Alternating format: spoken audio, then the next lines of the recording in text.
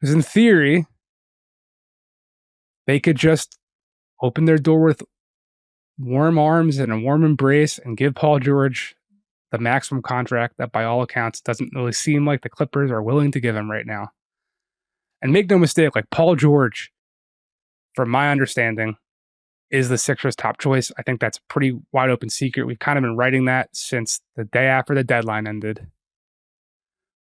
I've learned more post-combine and on the phone that would make me think that there's definitely a real possibility here.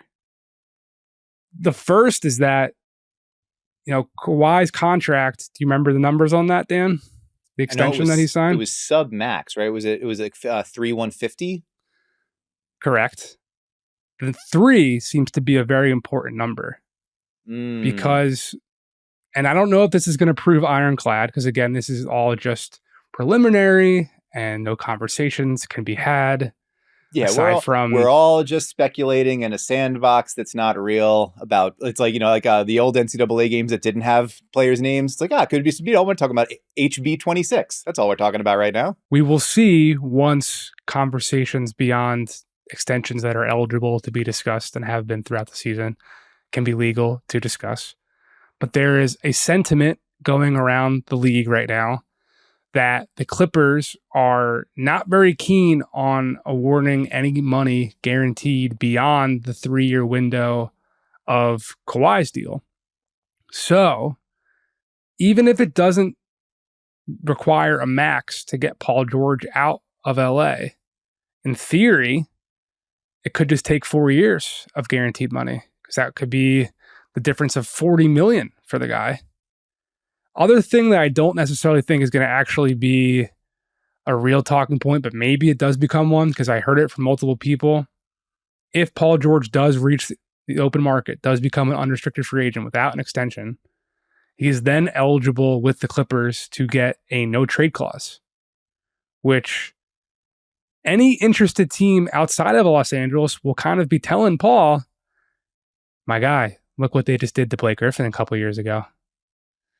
They showed his jersey in the rafters, and they traded his ass. So don't you want a no trade too? Of course, there's only one in the league right now, and it significantly handicapped the Wizards' efforts to offload Bradley Beal. But if we hear things about a no trade clause with Paul George being something he wants, and the Clippers not giving it to him come June 30th, because again, that's when they're first able to discuss that, I will be interested if that comes to fruition. Also working in Philly's favor, and other teams like Orlando that's been mentioned, New York's been mentioned. The East is way weaker than the West. And I wonder if that will be, all those confluence of factors will be enough to lure Paul George away from the city, his hometown, that he, of course, wanted to go to, dating back to when he was in Indiana. And Magic Johnson got dinged for talking about him on Jimmy Kimmel and all that type of stuff. The wink, right? Magic winking and being like, and then getting fined. Magic's tenure as an exec, it was really wonderful. It was really, really funny.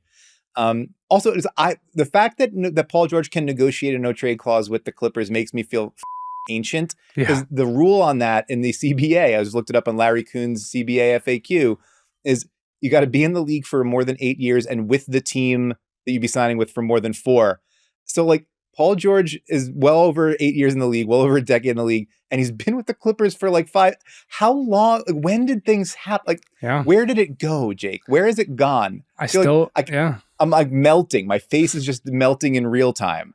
I still remember being in the Uber with, I don't remember exactly who I was with, which is funny. In Vegas, Summer League. I still remember what I don't remember from Vegas. I remember being it wasn't even early. It was just going to dinner. We were leaving the arena. And it might have been a late night dinner, because that's how things go. And getting the push alert, Kawhi to the Clippers, Paul George is coming. It definitely, that doesn't feel so long ago, but at one point, on the other hand, it feels like ancient history. If the Sixers can't get Paul George, there aren't that many options, though, for this plant. LeBron ain't coming. I'm sorry. And even though they got a meeting with him in 2018.